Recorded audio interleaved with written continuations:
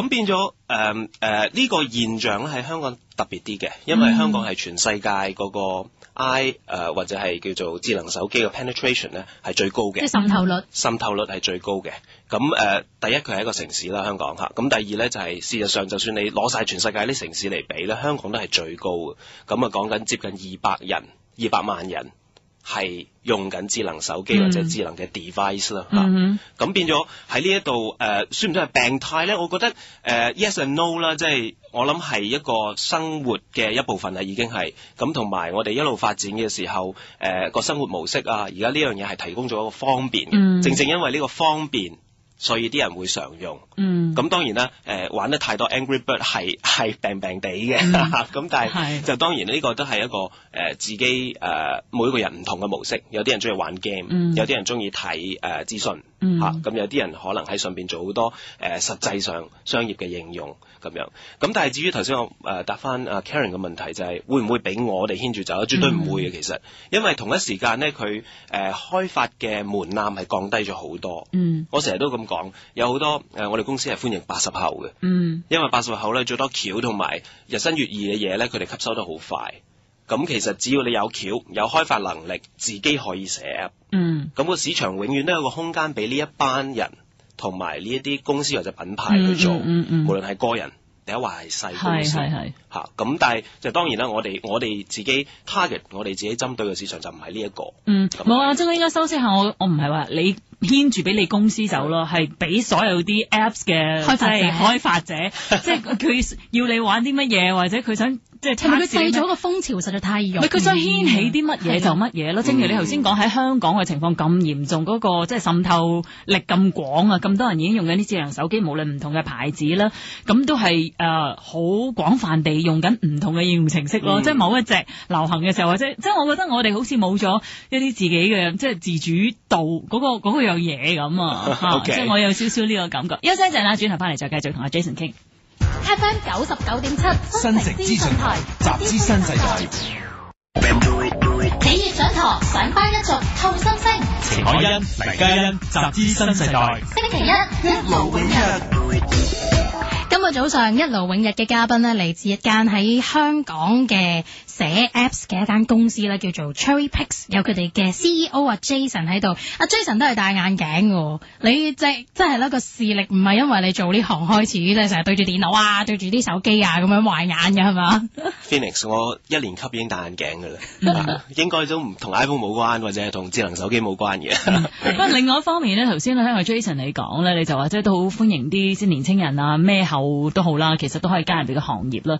基本上你自己而家公司嗰個嘅即係模式咧，啲同事咧係使唔使翻工㗎？即係我印象中啦，即係當然有一班 staff， 可能有一班同事咧就係梗咗都要做一啲好叫做即係行政嘅工作啊，或者我哋叫做好，譬如你講到話寫啲程式嗰啲咧，有啲人就話其實好多 freelancer 有啲叫自由嘅工作者，佢哋都會寫嘅嚇。咁你自己本身公司係全部都係 full time 嘅同事集中去做呢樣嘢嘅？其實我哋有合作嘅伙伴啦，當然咁其中一啲係 freelance， 亦都有一啲細公司。咁但係有90%以上嘅我哋自己嘅工作，我哋自己整出嚟嘅 apps 咧，全部都係自己嘅 full time 同事去做。咁我哋喺香港都頗具規模嘅。咁答翻頭先 Gary 嘅問題，使唔使翻工咧？如果我話唔使翻工，好大件事啦。咁聽日就冇翻工啦。而家好多啲係咯，啲80後啊、90後最 enjoy， 即係最享受就係希望自己嗰個即係翻工時間好自由啊。係啦，咁你呢一種嘅工作性質係咪會可以咁咧？其實我哋因為係技術人員都唔少啦，咁同埋亦都有創作或者創意嗰邊嘅設計師啊，或者係同事。咁其實佢哋都 appreciate 一個 flexible 嘅 hours，或者係會做夜啲，跟住晏啲翻工，即係彈性大啲，彈性好大嘅。咁但係home office 呢樣嘢咧，其實我覺得係可以接受，但係其實唔係太主張，因為做嘢唔係一個人做嘅，都係一個 teamwork 一個團隊。再加上我哋整嘅 iPhone apps 或者係smartphone apps，其實都唔係講緊話一啲簡單嘅應用。可能中間牽涉嘅嘢好多，我哋公司有拍電影嘅人啦，有做 3D 嘅人啦，有技術人員啦，有專度橋嘅啦，咁其實所有呢啲一條 team 可能做一個 app 出嚟，都10個人。咁如果各有各做咧，就冇咁易。使唔使成日開會㗎？都有嘅，尤其是 brainstorming 個腦震盪嘅時候，初嗰幾個禮拜咧，因為啲客通常都係話我想做個咁嘅功能嘅嘢，咁但係其實佢未必有好好嘅橋，未必有好好嘅美術。未必有好好嘅演繹，咁我哋同埋公司係最注重個 user experience，咁好多嘢都要碰嘅，我哋所謂碰出嚟，即係困啦，我哋係啦，困嚇，咁變咗嚇。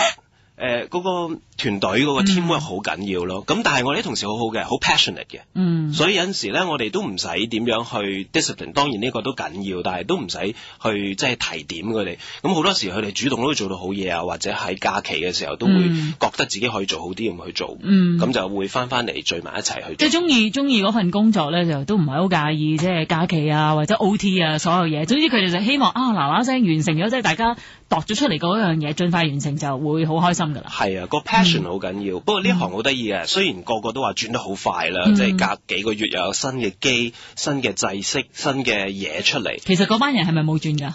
嗰班人冇轉，但係咧好得意。我哋公司有個理念咧，就係雖然所有呢啲嘢轉緊咧，which is 資訊科技嘅一部分啦，咁但係有好多恆久不變嘅定律嘅。譬如用戶體驗嗰方面其實係恆久不變嘅。你用戶體驗設計得好咧，其實你行咩平台，用咩制式咧，其實都關係唔大嘅。喂，不過 Jason 你講到呢個位啦，即係講緊啲用戶嘅體驗嘅時候，我就諗起啦，我諗有啲朋友玩完或者係試驗過、體驗過一啲應用程式之後咧，你哋未或者嗰個網絡商又好，嗰個即係公司本身收翻啲叫做 comment 嘅評語啊，你 rate 即係譬如你俾幾多分嗰個，你哋嗰啲係咪嗰個 feedback 會唔會去翻你哋度，或者中間有啲人寫咗啲批評嘅説話咧，你哋係咪真係會實際去做一啲嘅修正㗎？有冇呢個過程㗎？當然有啦，其實咧喺出街之前咧已經做咗一次㗎啦。我哋好多大嘅品牌或者係合作嘅公司咧，其實我哋做完個 app 之後咧，我哋會有一個叫做 beta testing 嘅 period，或者係一個叫做友善用戶嘅測試。即係好似我哋有啲產品做 focus group 咁咯。冇錯，係咁嗱所有如果你喺設計嘅時候問人哋咧，其實咧個功能唔大嘅，即係問人哋要乜嘢，永遠其實啲人唔知要乜。但係你俾幾件嘢去睇嘅時候咧，最低限度佢話俾你聽係唔中意乜嘢，佢未必可以話到俾你聽中意啲乜嘢，但係有啲係得嘅。OK，咁起碼話俾你呢樣唔中意，嗰樣唔中意。咁喺呢個出街之前做到呢一步咧，咁其實已經有好多嘢可以修正咗，或者係之前冇預計到嘅，而家可以預計翻。咁但係出咗街之後有好多評語咧，其實有部分評語咧係值得去 seriously， 即係去認真咁考慮嘅。咁嗰啲咧就一定係同個客戶坐低去睇下點樣個複雜性，或者係究竟呢樣嘢係唔係要快做啦，點解要做啦咁樣。咁係有一個考慮喺度。咁但係有陣時用戶或者係佢唔明白，譬如我記得最簡單嘅例子咧，就係港鐵嗰個apps。咁其實佢有一個叫路線搜尋、路線百科。咁用戶就話：咦，點解要上網做咧？即係嗰個其實搜尋嘅就係 online 嘅。咁佢話咁蠢嘅，點解唔係喺 offline，即係喺個 app 度同時 download 咗落嚟咧？咁嗱，其實用戶呢個 comment 係絕對正確，但係喺後邊個複雜性咧，原來好高喎。因為港鐵要做一個我哋所謂嘅 regulatory compliance， 即係一個佢哋本身行內嘅一個監管嘅機制。如果將呢樣嘢係 offline 變咗係另外一個 database， 咁佢要做嘅 testing 係需要2個月嘅，佢要做嘅測試係需要2個月嘅。咁所以佢哋初覺得不如出咗街先睇下用戶反應點啦。咁但係如果大部分尤其是外國嚟嘅朋友都唔想搜尋嘅時候，變咗 online 要用咗 data 啦，數據嗰個問題。咁所以我哋結果都做咗，但係3個月之後先推出一個更新版本。咁喺呢啲問題上邊咧，其實用戶就唔知個複雜性，但係佢唔會理㗎啦。冇錯，亦都唔需要啦。係咯，唔關佢事㗎。冇錯啦。咁但係個用戶嘅 comment 就絕對係最緊要嚇。咁但係當然有少部分嘅 comment 你睇得出，可能嗰啲唔係用戶嚟嘅。可能係同你品牌嘅 competitor 嚟嘅競爭者，係啦，咁所以都要傾傾咯。不過而家越嚟越多人關注咗咧，嗰啲 apps 會即係收集咗我某啲嘅資料啦，或者其實佢使唔使要開埋 GPS 啊 check 到我喺邊度啊？即係以前冇咁為意嘅，係自從越嚟越多報道某啲嘅 apps 啦，會泄漏你嘅私隱嘅資訊。但喺你哋公司方面，會唔會呢啲嘢咧？而家越嚟越睇得緊啲啊！即係每一個程式會收集啲乜嘢 Jason 只有唔夠1分鐘嘅時間。OK， 咁呢一個其實我哋睇得最緊嘅，因為用戶體驗嘅一部分就係用戶嘅私隱同埋佢哋用嘅時候放唔放心。OK， 咁其實我哋喺 App 個層面咧做咗 encryption， 即係做咗一啲加密。咁變咗個用戶咧，其實做咩嘅時候，無論佢收集嘅資料啊嗰啲，一定要係必須啦。第一，第二就係佢入咗落去嗰啲係加咗密，亦都唔會有任何機會，就算你 jailbreak 咗個電話，都攞唔到出嚟，都解唔到密嘅嚇。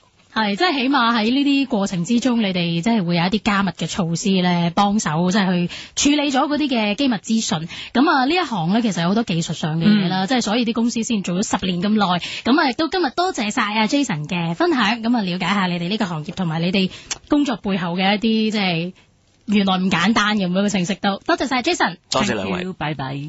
FM 99.7新城資訊台，集資新世代。